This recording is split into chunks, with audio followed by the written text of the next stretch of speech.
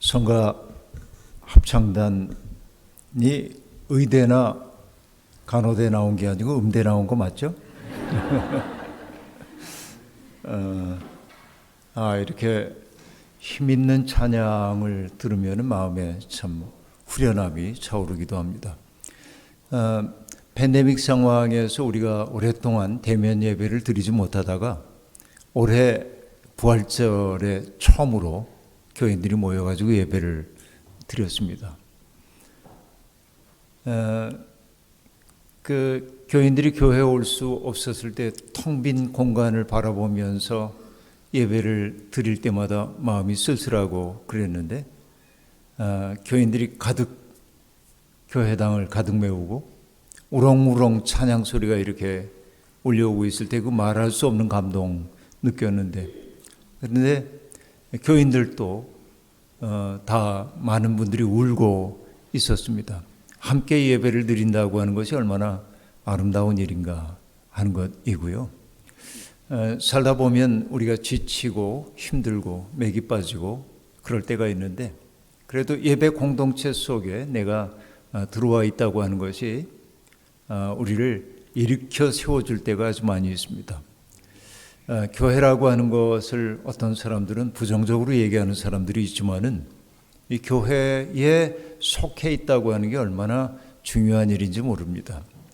마치 우리가 모닥불을 이렇게 피워놓으면은 모닥불들이 잘 타오르곤 하는데, 그 모닥불 장작 하나를 꺼내가지고 밖으로 던져놓으면은 금방 꺼져버리고 말거든요. 왜냐하면 동료들의 온기가 없기 때문에 꺼져버리는 것입니다. 우리의 믿음도 똑같다고 얘기할 수 있겠는데, 때때로 우리는 예배 공동체 속에 들어와서 우리의 동료들이 주고 있는 힘을 받아야 할 때가 있습니다.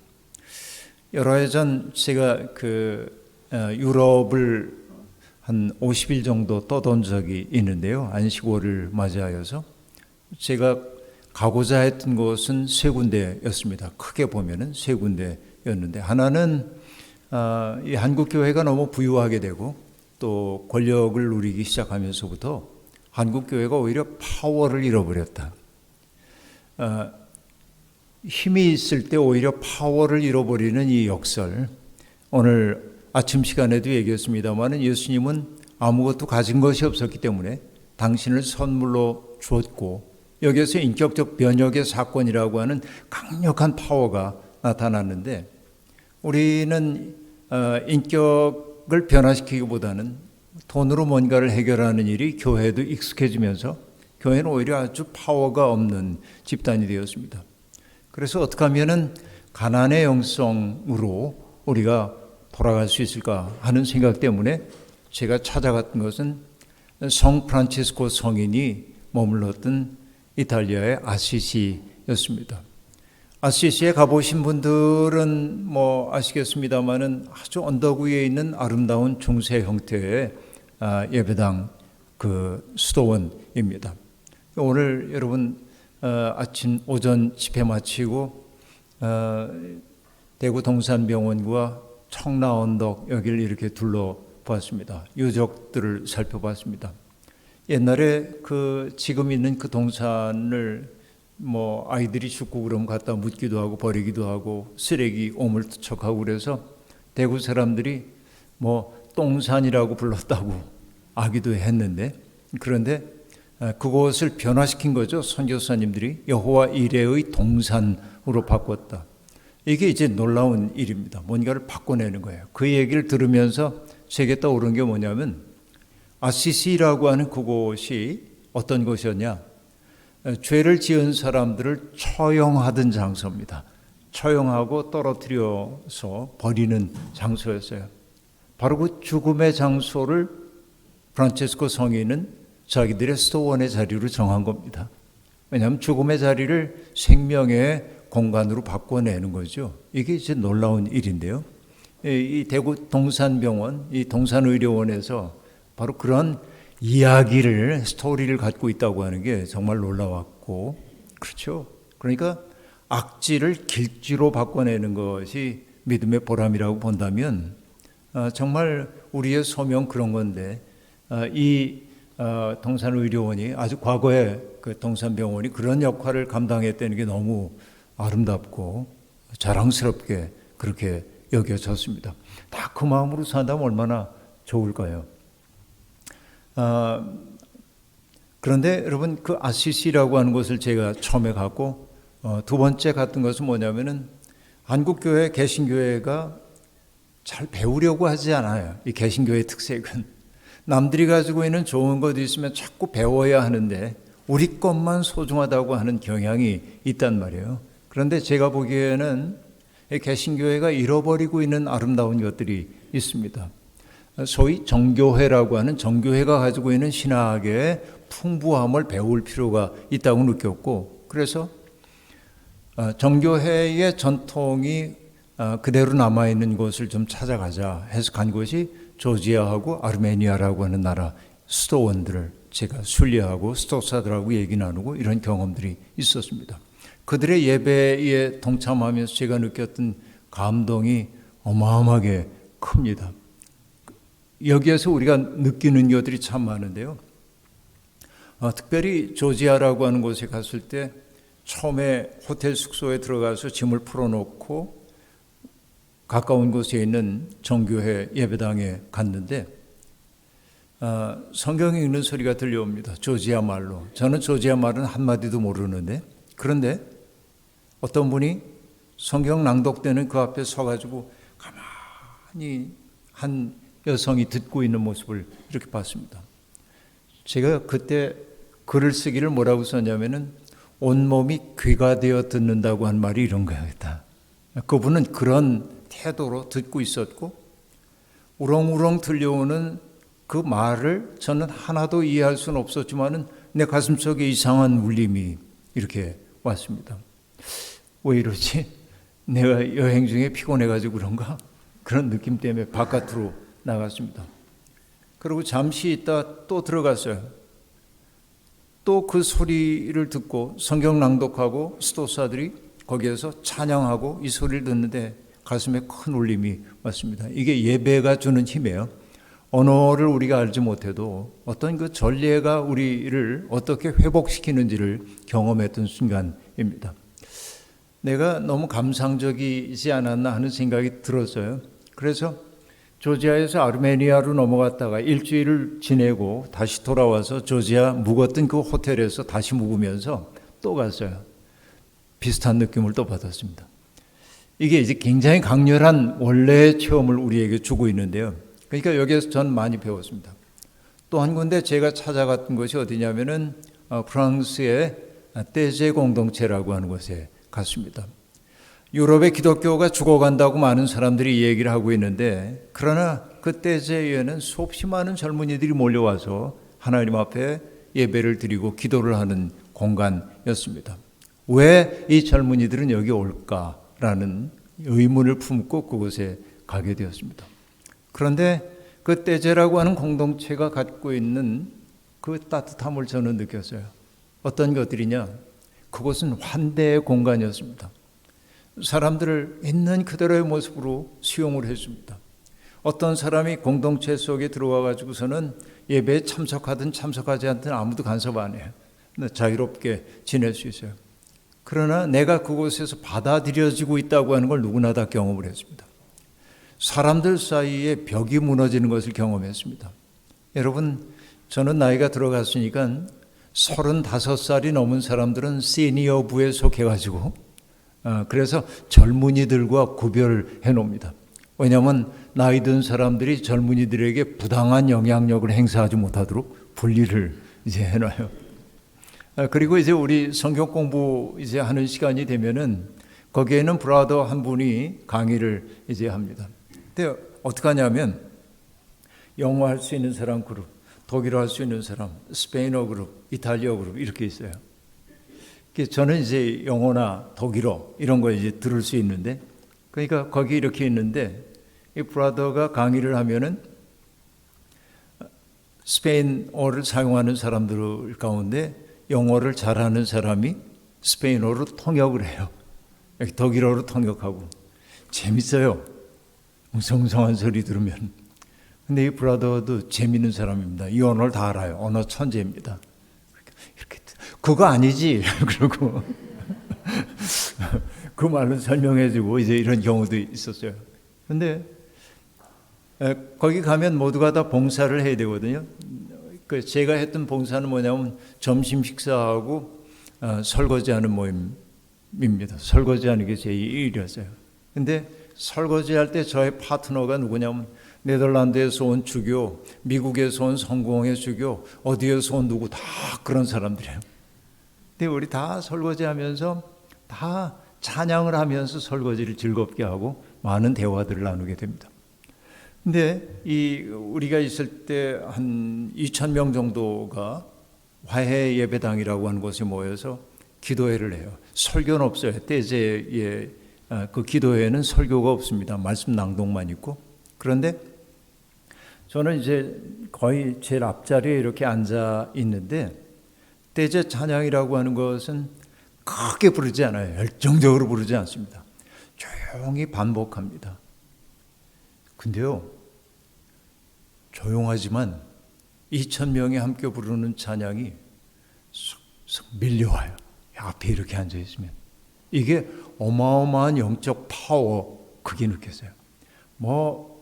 드럼 두드리고 이런 거 일체 없지만은 조용히 부르는 그 찬양 속에서 우리가 하나라고 하는 그 느낌이 확 오고 그리스도의 은총의 신비 속에 내가 속하여 있다는 것이 감동적으로 느껴지고 이제 그렇게 하는데 그 속에서 느꼈던 그 파워풀함 같은 것들이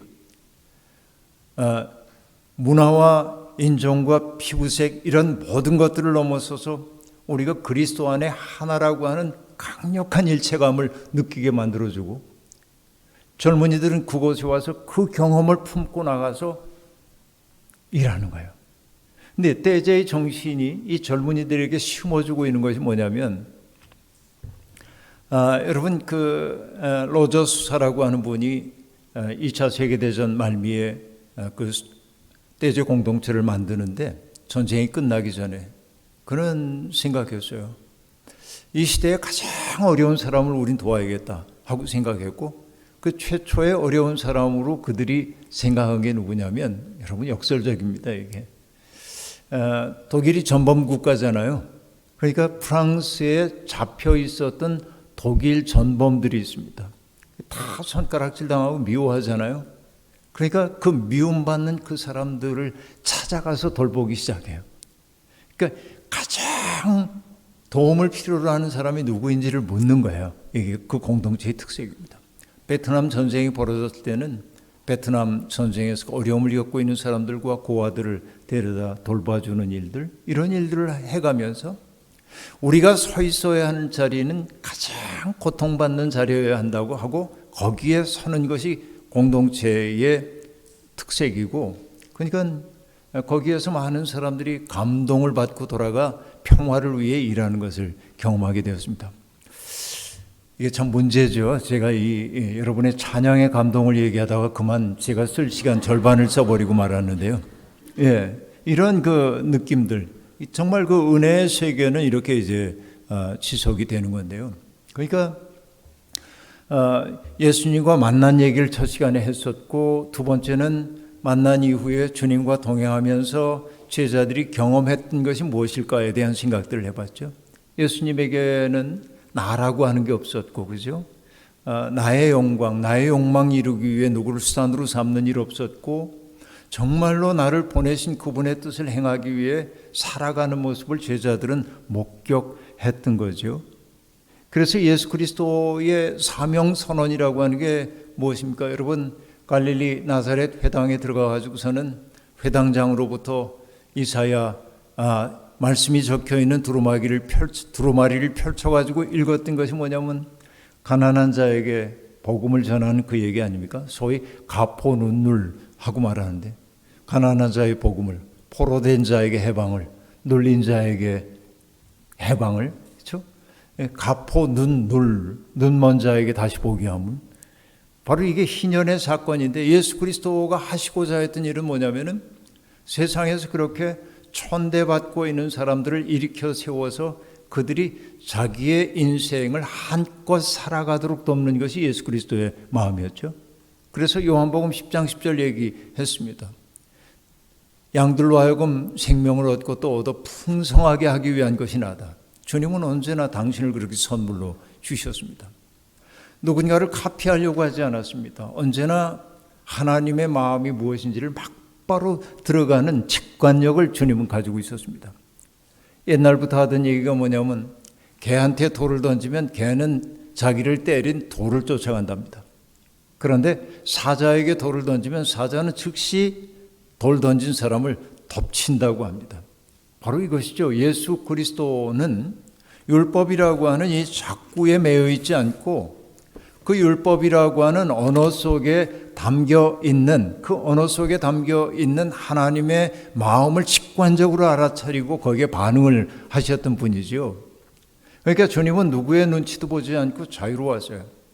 왜 자유로우냐면 나를 지키려고 하고 나를 강화하기 위해서 나를 중심으로 세상을 생각해 볼 때 우리는 파워를 잃을 수밖에 없어요. 그런데 나를 온전히 부정한 사람들은 정말 파워풀한 사랑을 할 수 있거든요. 이런 모든 것들을 제자들이 보는 거예요.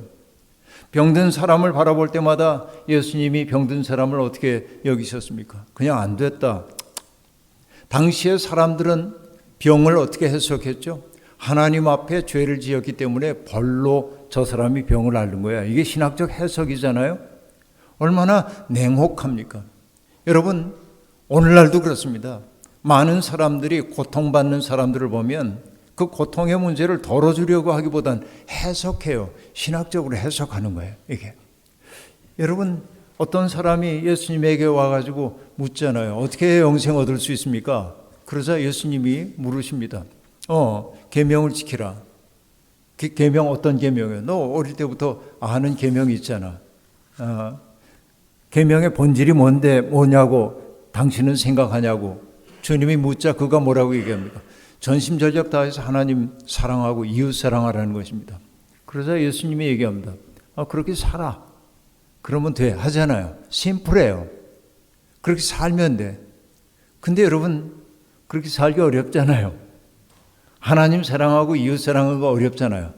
그래서 사람들은 언제나 자기가 그렇게 살지 못하는 것을 변명하기 위해 신학화해요. 이론의 문제로 바꿔요. 그래서 뭐라고 얘기하냐면 내 이웃이 누굽니까?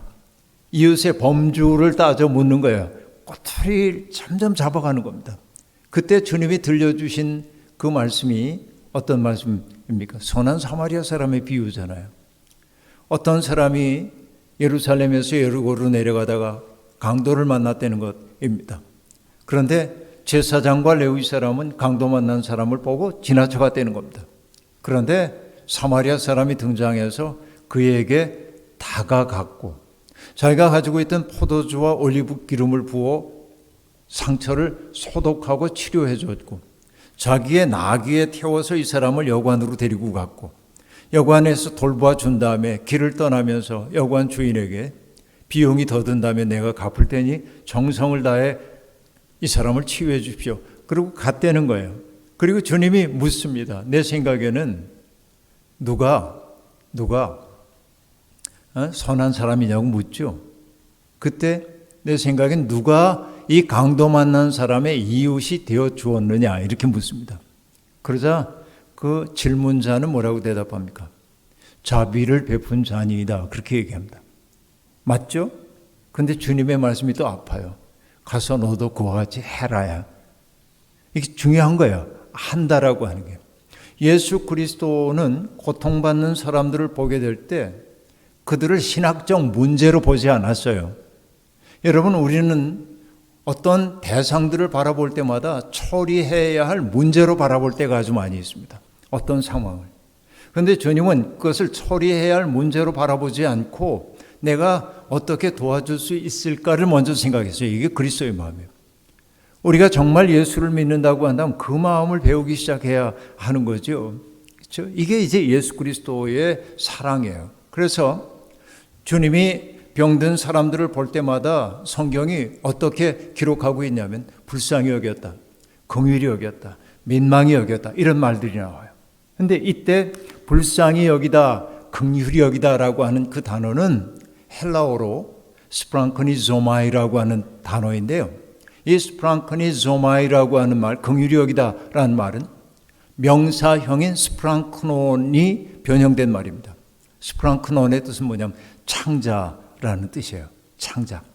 옛사람들은 인간의 가장 깊숙한 정서가 창자 속에 머물러 있다고 생각했습니다.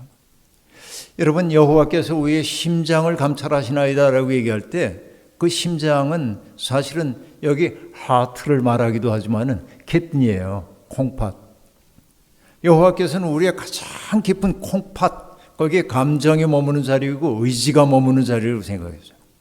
여러분, 남자의 경우에는 가장 깊은 정서가 머무는 자리가 뭐냐면 창자라는 겁니다.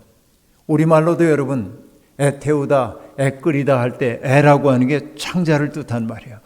가장 깊은 정서를 나타내는 게 애 태움이잖아요. 그렇죠? 그런데 여러분, 남자에게는 없지만 여성에게 있는 기관이 하나 더 있어요. 뭐냐면 자궁입니다. 생명을 잉태하는 공간이죠. 그래서 여러분, 자기의 몸속에 새로운 생명을 잉태한 여인들은 자기 죽음을 무릅쓰고 아이를 탄생시키잖아요. 그랬을 때 자기가 탄생시킨 그 아이를 향한 마음이 어떨까요? 아이야, 너를 위해 내가 죽을 수도 있다, 그런 거 아니에요? 그래서 여러분, 히브리어로 하나님의 긍휼하심을 나타내는 단어와 여성들의 자궁을 뜻하는 단어가 어원적으로 같습니다. 그래서 여러분, 솔로몬의 재판 이야기를 보면은 똑같은 시기에 아이를 낳은 두 여인이 있었는데, 뭐 직업은 밝히지 않겠고 두 여인이 있는데 한 여인이 부주의해가지고 자기 아이를 깔아 죽입니다. 그리고 애를 딱 바꿔치기 한 거예요. 근데 잠에서 깨보니까 원래 진짜 엄마가 보기에 자기 아이가 아닌데 자기 옆에 죽어 누워 있는 거예요. 그래서 재판을 받으려고 솔로몬에게 옵니다. 여러분, 생각해 보면요, 그런 여인들이 왕한테 와가지고 재판해달라고 하는 일은 역사 속에 있기 어려워요. 그 얘기는 길게 얘기할 수 없지만 솔로몬의 통치가 어떠한지를 보여주기 위한 굉장히 중요한 장치이긴 한데, 어쨌든 제가 들으려는 얘기는 거기에 대한 분석은 아니니까 솔로몬이 자초지종을 다 듣습니다. 그리고 뭐라고 얘기하죠? 그 아이를 반으로 갈라서 둘에게 공평하게 나눠주려는 겁니다. 그러자 가짜 엄마는 뭐라고 얘기하죠? 우리 식으로 얘기하면 I agree 그래요. 동의합니다. 좋은 판단입니다. 지혜로우시네요. 이렇게 말합니다. 그런데 진짜 엄마는 어땠어요? 성경이 뭐라고 얘기했냐면 그 여인의 마음이 불붙는 것 같아서 그 아이를 포기합니다. 저 여인에게 주라고 얘기해요. 그런데 히브리어에서는, 히브리 성경은 그 여인의 마음이 불붙는 것 같아서가 실제로 히브리어의 표현은 뭐라고 했냐면 그 여인의 자궁이 꿈틀하여 말하기를 그거예요. 여러분, 이게 얼마나 강력한 마음인지 여러분 아시겠죠? 그 마음이에요. 그러니까 예수 그리스도가 병든 사람들을 바라볼 때마다 혀를 차면서 안 됐네, 힘들겠다, 이게 아니에요. 그러니까 정말 자기 애간장이 끓는 것 같은 마음으로 긍휼히 여기는 거예요. 여러분, 우리 살면서 누군가가 내 얘기만 귀 기울여 경청해줘도 대접받은 것 같은 느낌이잖아요. 얼마 전에 저는 홍천의 행복공장이라고 하는 곳에 가가지고 은둔 청년들과 만나서 이 청년들을 격려하는 강의를 했습니다. 근데 이 청년들은, 어떤 청년은 10년 동안 은둔해 있었고 사람들과 교류를 안 해요. 어떤 청년은 5년 동안 교류를 안 해요. 완전히 세상과 단절하고 사는 친구들이에요. 근데 거기에서 그들이 회복돼요. 거기에 와가지고. 왜 회복되는 줄 아십니까? 자기의 이야기를 경청해 주는 사람들을 만나기 때문에 그래요. 그래서 거기에서 완전히 회복된 사람이 만들었던 회사가 있는데 너무 재밌어서요. 회사 이름이 뭘까요? 안 무서운 회사예요. 그 은둔 청년들은 세상이 무섭거든요. 타자들과 만나는 게. 그래서 그 아이들을 돕기 위해 만든 회사가 안 무서운 회사예요. 너무 재밌어요. 근데 여러분, 누군가가 내 얘기에 경청해 주는 것만 해도 대접을 받은 것 같은데, 생면부지의 사람인데 날 보면서 내 고통 때문에 당신이 애가 타는 것처럼 대한단 말이에요. 예수 그리스도가 그래요. 여기에서 사랑의 기적, 생명의 기적이 나타나지 않을 수가 없겠죠. 이 일이 이제 벌어지는 거예요. 예수 그리스도께서 여러분 귀신 들린 사람을 보면은 그 귀신 들린 사람 보면서 귀신을 꾸짖어 내쫓잖아요. 근데 여러분, 귀신을 내쫓을 수 있는 영은 어떤 영일까요? 귀신보다 더 강력한 영이요? 아니요. 깨끗한 영만이 더러운 영을 내쫓을 수 있습니다. 그러니까 예수가 깨끗한 영이었기 때문에, 그렇죠? 깨끗한 것은 뭐 때문이에요? 나를 비웠기 때문에 깨끗한 거예요. 나를 완전히 말끔히 비워서 하나님으로만 채워줬어요. 그러니까 사람들이 보기에 불길하다, 위험하다 하는 사람 덥석 않을 수 있는 거예요. 예수님이. 여러분, 예수님은 그런 분이에요. 이렇게 사람들이 불길하다 하는 존재까지도 이거 불쌍한 거. 여러분 잘 아시는 그리스의 문학가인 니코스 카잔차키스의 그리스인 조르바라는 책, 많은 분들이 읽은 분들이 있을 텐데, 거기에서 보면 조르바가 자기를 고용해 준 그 화자에게 얘기합니다. 대장, 하나님은 굉장한 임금님이십니다. 그러자 물어요. 조르바, 그게 무슨 말이야? 하나님이 굉장한 임금이라는 게. 하나님은 천국 문 앞에 베드로를 세워놓는데 베드로에게 물이 흠뻑 묻은 스폰지를 손에 들려주신대요. 그게 뭘 하라고 하냐면, 죄인 하나가 천국 문 앞에 오면 베드로가 이렇게 보고 있다가 얼룩투성에 더러운 거예요. 죄 많이 져가지고. 근데 뭐예요? 물이 잔뜩 묻은 이 스폰지를 가지고 퍽퍽 닦아줘, 깨끗하게. 그리고 불쌍한 거 들어가. 안 되는 거예요. 그러면서 조르바가 하는 얘기는 용서해버리는 거죠. 그렇게 얘기해요. 그래서 하나님 굉장한 임금님이래요. 이건 문학 속의 얘기이긴 합니다. 근데 예수님도 그러하셨습니다. 어떻게 보면 세상 사람들에게 죄인으로 규정되어 있는 사람들을 보셔도 주님은 똑같은 시선으로 정죄하지 않았어요. 그 불쌍한 거 하고 안았죠. 그 안음에서부터 변화의 사건이 일어났단 말이에요. 여러분, 아주 오래전 얘기입니다마는 원주에 살던 주교님, 지학순 주교님이라는 분이 있었습니다. 가톨릭 주교인데 머리가 하얀 백발의 주교님, 민주화를 위한 일도 많이 하시고 그랬던 분입니다. 그런데 원주역에서, 기차역에서 내리면 그 주교님이 살고 있는 주교 사택으로 갈 때 이 지름길은 역전에 살고 있는 여인들의 거리였습니다. 역전에 형성되어 있는 유곽 얘기하는 겁니다. 그러니까 점잖은 사람들은 거기로 통과 안 가고 이렇게 우회해서 가야 하는 거예요. 근데 어느 날 이 백발의 주교님이 몸이 고단하셨든지 먼 길 돌아가지 않고 거길 통과해 가는 거예요. 근데 그 거리에 나와 있던 여인들이 다 이분이 누군지 다 알아요. 그렇잖아요. 워낙 유명한 분이에요. 텔레비에 자주 비치고 다 알아요. 유명한 분이고. 근데 거기 나와 있던 여인 하나가 장난기가 들어가지고 이 할아버지의 팔을 딱 붙잡았어. 이렇게. 그리고 이렇게 얘기했습니다. 할아버지, 놀다 가세요. 여러분 같으면 어떻게 반응하시겠습니까?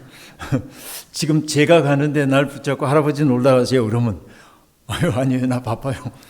뭐 어떻게 도망칠는지 모르겠는데, 이 할아버지는 이렇게 응대를 했습니다. 놀 틈 없다. 그러자 그 여인이 자기에게 대꾸를 해주는 이 주교님이 좋았든지, 틈 없으면 짬이라도 내세요. 그랬더니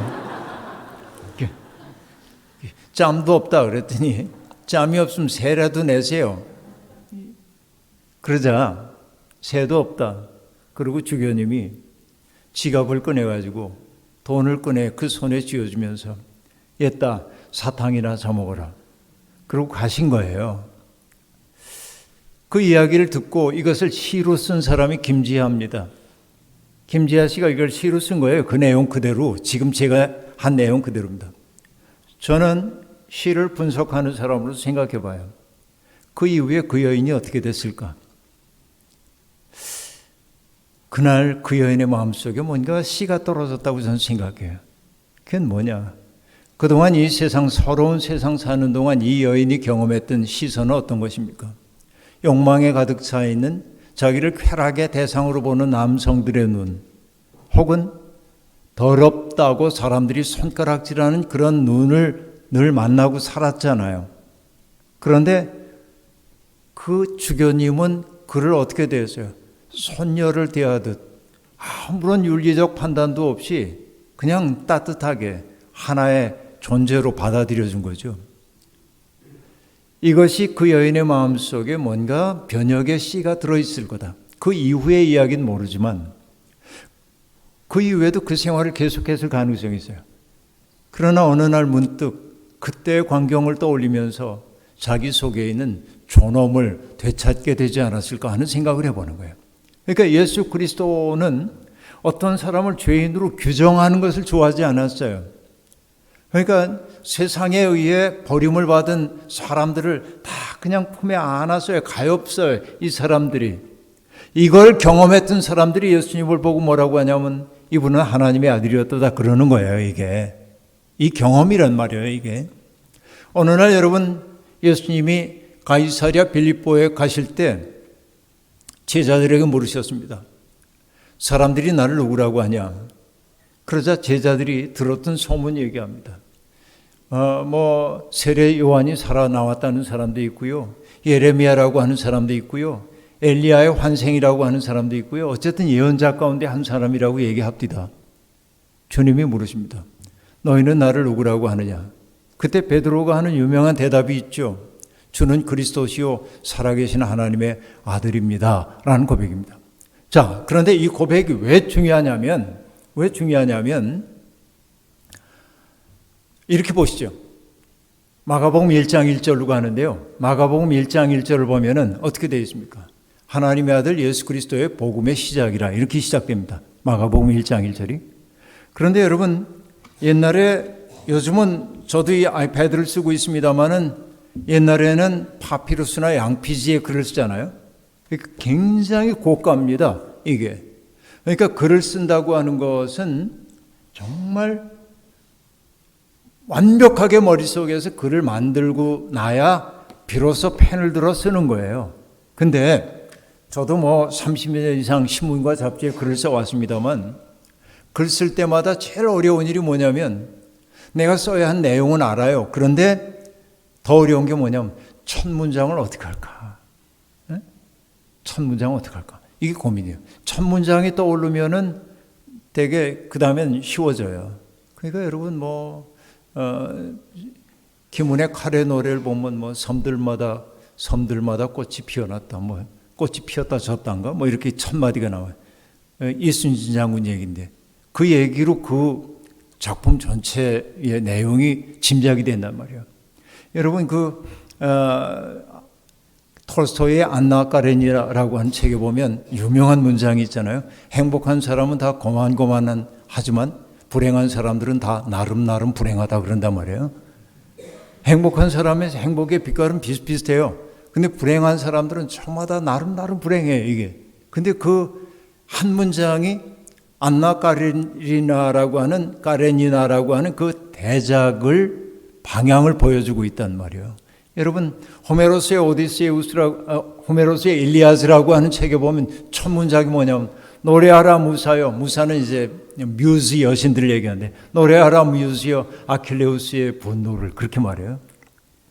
그 일리아스라고 하는 책 전체가 아킬레우스의 분노라고 하는 주제를 중심으로 돌아간단 말이에요. 첫 문장이 중요해요. 그러니까 여러분 4개의 복음서 가운데 맨 처음 쓰여진 복음서가 마가복음서인데 마가복음 기자가 맨 처음 썼던 문장이 하나님의 아들 예수 그리스도의 복음의 시작이라 이런 구절이거든요. 그러니까 여러분 많은 사람들이 뒤에 나오는 서사적인 이야기를 보기 위해 거기는 빨리 지나쳐 갑니다. 그런데 그 구절이 얼마나 중요한 구절인지 모릅니다. 여러분 제가 퀴즈를 낼 테니까 맞춰보세요. 이 사람은 누구일까요? 사람들은 그를 하나님의 아들이라고 부릅니다. 그를 평화의 왕이라고 부릅니다. 주님이라고 부릅니다. 이 사람은 누구일까요? 예수님이죠? 맞습니다. 그러나 이 칭호를 최초로 들었던 사람은 예수님이 아닙니다. 누구냐면 옥타비아누스라는 사람입니다.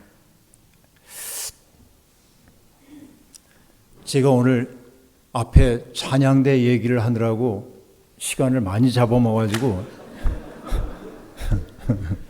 한 5분만 더 얘기해도 되겠습니까? 네. 한 5분 정도 더 용서. 제가 시간을 잘 맞추는데 오늘은 좀 오버를 했어요. 여러분, 줄리어스 시저라는 분 아시죠? 많이 들어봤잖아요. 줄리어스 시저. 이 양반이 이제 독재관이었습니다. 근데 공화주의자들이 보니까 이 양반이 황제가 되려는 것 같아.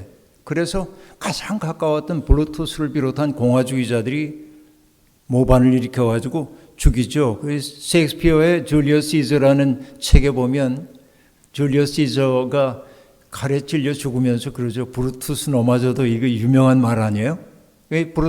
이제 그 독재관인 줄리어스 시저가 세상을 떠나고 나니까 공화주의자들이 막 서로 권력을 놓고 다투기 시작합니다. 근데 그 당시에 줄리어스 시저의 권력을 세 사람이 분점해요. 레피두스라고 하는 사람이 하나 있고 또 하나는 안토니우스라고 하는 지금의 이집트 지역을 거기에 다스리고 있던 사람이 있고 또 하나는 이 줄리어스 시저의 양아들인 옥타비아누스라고 하는 사람이 있습니다. 옥타비아누스는 그 당시에 19살에 불과했습니다. 이 안토니우스라고 하는 사람은 나이도 많았고 전쟁 경험도 많고 무엇보다도 뭐냐면은 이집트의 여왕이었던 클레오파트라의 애인이고 나중에 남편이 돼요. 굉장히 강력한 뒷받침을 받는 사람입니다. 그러니까 이 싸움에서는 누가 보더라도 안토니우스가 승리할 것이 분명합니다. 내전이 벌어졌거든요. 그런데 옥타비아누스에게는 상징 자본이 하나 있어. 그게 뭐예요? 줄리어스 시저의 양아들이에요. 이게 상징 자본이 돼요. 그래서 옥타비아누스는 자꾸만 안토니우스하고 부딪히는 걸 자꾸 이렇게 좀 멀리합니다. 아저씨 그래가면서 힘을 키워요. 그리고 마침내 둘 사이에 전쟁이 벌어지는데 악티움이라고 하는 해전에서 옥타비아누스가 안토니우스에게 대승을 거둡니다. 안토니우스는 달아나다가 나중에 자살로 생을 마감하고 말죠. 그래서 옥타비아누스가 그 지중해를 내해로 거느리고 있는 그 로마 전체를 다스려요. 그리고 최초의 황제가 됩니다. 그래서 여러분 원로원은 이 옥타비아누스를 기려서 그에게 영예로운 호칭을 줍니다. 그 칭호의 이름이 뭐냐면 위대한 자라는 뜻의 아우구스투스예요. 성경이 가이사 아구스토가라고 얘기하는 게 바로 그 얘기예요. 아우구스투스란 말이에요. 원래 이름은 옥타비아누스입니다. 그런데 이렇게 넓은 영토를 다스리기 시작했는데 워낙 강력한 힘을 가지고 있으니까 주변에 있는 그들이 얘기하는 바바리안들이 쳐들어오지 못하는 거예요. 그래서 그를 뭐라고 부르냐? 평화의 왕. 박스로마나를 연 평화의 왕이라는 거예요. 그리고 이 세계 전체를 다스린다고 해서 그를 뭐라고 하냐? 퀴리오스, 주님이라고 불렀어요. 그런데 여러분, 그것만 가지고 이 나라를 하나로 묶기가 어렵기 때문에 로마는 신화를 만들어냅니다. 어떤 신화냐면 그의 어머니는 인간이지만은 그의 아버지는 알고 보니까 아폴론 신이었어 그러는 거예요. 신화를 만들어요. 그래 그를 뭐라고 부르냐면 Son of God 그래요. 이 얘기를 누가 썼냐면 1세기 로마 시인인 비르질리우스가 이 얘기를 다 써요. 비문, 옥타비아누스 비문을 써요. 이렇게 옥타비아누스가 얼마나 위대한 업적을 남겼는지 그래서 그를 사람들은 평화의 왕, 주님, 신의 아들 이렇게 부른다는 거예요. 그리고 맨 밑에 뭐라고 쓰냐. 그래서 옥타비아누스가 태어난 몇 년, 몇 월, 며칠을 복음의 시작이라 한다 그래요. 로마 평화시대가 열렸기 때문에 복음의 시작이에요. 유앙겔리온의 시작이래요. 그러니까 여러분 금방 얘기했던 그 모든 구절들이 옥타비아누스 황제에게만 귀속되는 얘기예요. 그런데 로마 제국의 십자가에 처형당한 예수 그리스도를 지금 전하려고 하는 마가가 황제에게 귀속됐던 모든 단어를 예수님한테 갖다 쓴 거예요. 하나님의 아들 우리 주 예수 그리스도 구원자란 뜻이죠. 복음의 시작이라 그래요. 그러니까 여러분 마가복음 1장 1절은 혁명입니다. 일종의. 어떤 혁명이냐면 아까 낮에도 아침 시간에 얘기했던 것처럼 이 로마라고 하는 건 강력한 군사력을 가지고 사람들 숨도 쉬지 못하게 해서 평화로운 세상을 열었다고 한다면 예수님은 뭡니까? 모든 사람을 섬기는 자. 빌립보서 2장으로 얘기하자면은 그는 근본 하나님의 본체시나 하나님과 동등됨을 취할 것으로 여기지 아니하시고 자기를 비워 종의 몸을 입고 이 땅에 오셔서 섬겼다는 거 아니에요. 가장 높으신 분이 가장 낮은 자리에서 섬겼어요. 바로 그분이 하나님의 아들이고 우리의 주님이라고 말하는 거예요.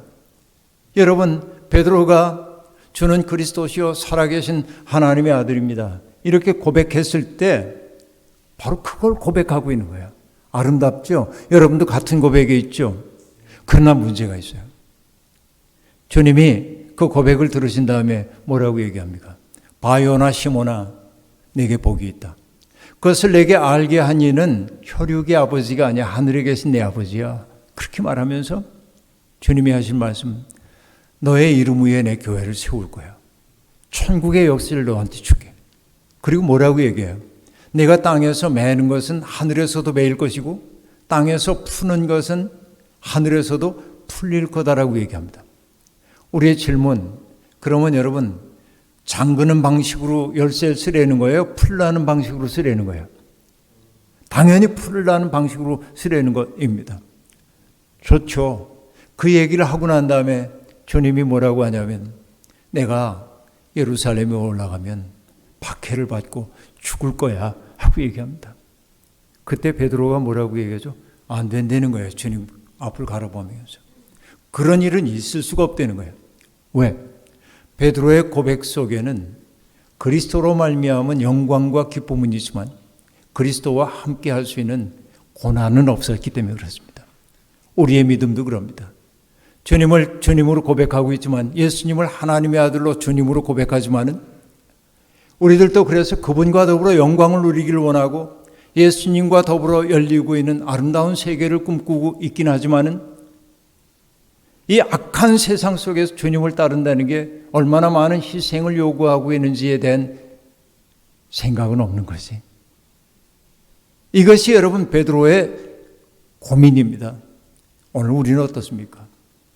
십자가의 길을 가려고 하는 그 주님의 뒤를 따라갈 수 있겠는지요? 예수님은 말씀하셨습니다. 나는 길이요 진리요 생명이다 라고 얘기했어요. 그 길이라는 게 어떤 길입니까? 십자가의 길이란 얘기입니다. 나는 진리라고 얘기했습니다. 어떤 진리일까요? 성육신의 진리입니다. 내가 고백하는 것을 살아내는 진리예요. 나는 생명이다라고 얘기했어요. 어떤 생명입니까? 부활의 생명입니다. 죽어도 죽지 않은 생명이라는 거예요. 십자가를 거치지 않고는 갈 수 없는 것이 성육신의 길이고 생명의 길인 거예요. 그 길을 갈 수 있겠느냐? 여러분 베드로는 여기서 넘어져 버리고 만 거예요. 이거로 끝일까요? 아니요. 그가 어떻게 일어나는지 내일 아침에 정말 중요한 얘기인데요. 내일 아침에 그 얘기를 하도록 하겠습니다. 같이 기도하시죠. 자비로우신 하나님, 예수님을 따라 산다고 하는 것은 정말로 아름다운 일입니다. 그러나 하나님, 주님을 믿고 우리가 원하는 것은 주님과 더불어 영광을 누리는 것이지 주님처럼 스스로를 희생하는 길은 아니었던 것 같습니다. 주님은 우리에게 너도 내가 주는 그 잔을 마실 수 있겠느냐 물으십니다. 철없었던 세베대의 두 아들은 마실 수 있습니다 라고 말했지만 그 말이 무엇을 의미하는지는 그들은 미처 깨닫지 못했습니다. 하나님, 이곳 동산의료원 그 긴 역사를 생각해 볼 때 정말 아름다웠던 선교사님들, 그들은 편안하게 살 수 있는 인생의 모든 조건 버려두고 길이요 진리요 생명이신 주님의 뜻을 이루기 위해 이 땅에 와 수없이 많은 고난을 겪으며 이 아름다운 동산을 일구어냈습니다. 동산을 동산으로 바꾸듯 하나님의 마음이 있는 곳에서는 그렇게 아름다운 변혁의 사건이 벌어집니다. 주님, 우리가 여기 있습니다. 우리를 통하여 주님의 아름다운 세상 이루어 주옵소서. 예수님의 이름으로 기도하옵나이다. 아멘.